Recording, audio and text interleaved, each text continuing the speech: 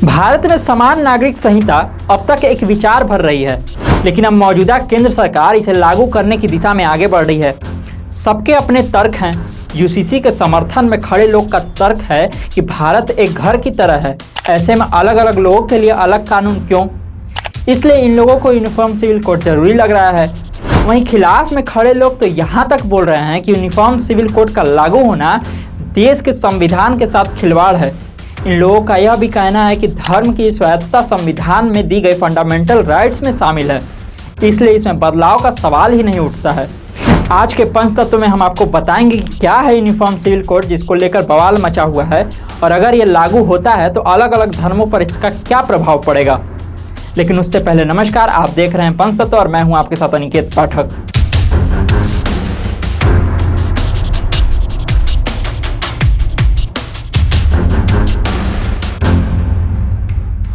प्रधानमंत्री नरेंद्र मोदी ने भोपाल में भाजपा कार्यकर्ताओं की सभा में यूसीसी की चर्चा छेड़ी। इसके बाद कानूनी गलियारों से लेकर राजनीतिक गलियारों तक में इसकी चर्चा सरेआम हो चुकी है। यूसीसी को लागू करने की संभावना जैसे ही सामने उठती है, सबके जहन में बात शादी के कानूनों में बदलाव पर टिक जाती है। बवाल भी इसी को लेकर है। AIMIM के चीफ व सांसद असदुद्दीन ओवैसी का कहना है कि हिंदुओं में शादी जन्म जन्मांतर का रिश्ता है, जबकि इस्लाम में शादी एक कॉन्ट्रैक्ट है। दोनों चीज़ें अलग हैं, इसलिए यूसीसी इस मामले में लागू ही नहीं हो सकता। इसके बावजूद अगर यूसीसी लागू होता है तो किस धर्म में क्या बदलाव होगा, इसके बारे में जान लीजिए। समान नागरिक संहिता लागू होने के साथ हिंदू मैरिज एक्ट 1955 और हिंदू सेक्शन एक्ट 1956 में संशोधन एक अनिवार्य कदम हो जाएगा। हिंदू मैरिज एक्ट के सेक्शन 2 में कहा गया है कि इसके प्रावधान अनुसूचित जनजाति पर लागू नहीं होते, लेकिन यूसीसी में तो यह व्यवस्था होगी ही नहीं। ऐसे में एक्सेप्शन उसमें बदल जाएंगे। इस्लाम में शादियां और तलाक द मुस्लिम पर्सनल लॉ यानी शरीयत एप्लीकेशन एक्ट 1937 के तहत होती है, लेकिन यूनिफॉर्म सिविल कोड लागू होने की स्थिति में शरीयत कानून में बदलाव हो सकते हैं।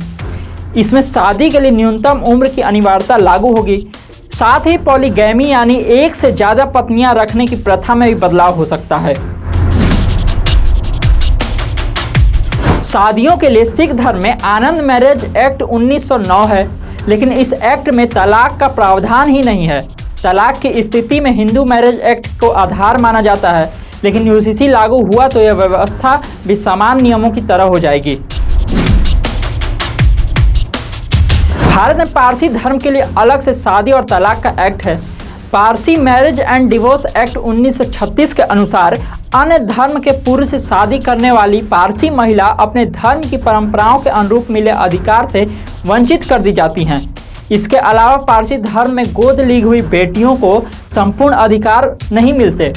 बेटों के मामले में नियम अलग है। गोद लिए बेटे को पिता का अंतिम संस्कार करने का अधिकार है, लेकिन यूनिफॉर्म सिविल कोड लागू हुआ तो भेदभाव की व्यवस्था बदल जाएगी।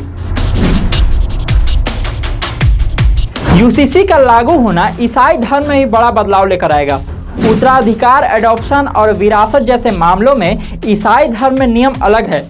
साथ ही क्रिश्चियन डिवोर्स लॉ में भी अलग प्रावधान है, जिसके अनुसार किसी कपल को तलाक के लिए उन्हें 2 साल तक अलग रहना ही होगा। जबकि सेक्शन एक्ट 1925 के अनुसार ईसाई धर्म में मां को मृत बच्चों की संपत्ति पर अधिकार नहीं होता। यह संपत्ति पिता को ही मिलती है, लेकिन यूसीसी की एंट्री ऐसे तमाम प्रावधानों का एग्जिट बन जाएगी। इसी तरह की खबरों को देखने के लिए आप देखते रहिए पंचतत्व। धन्यवाद।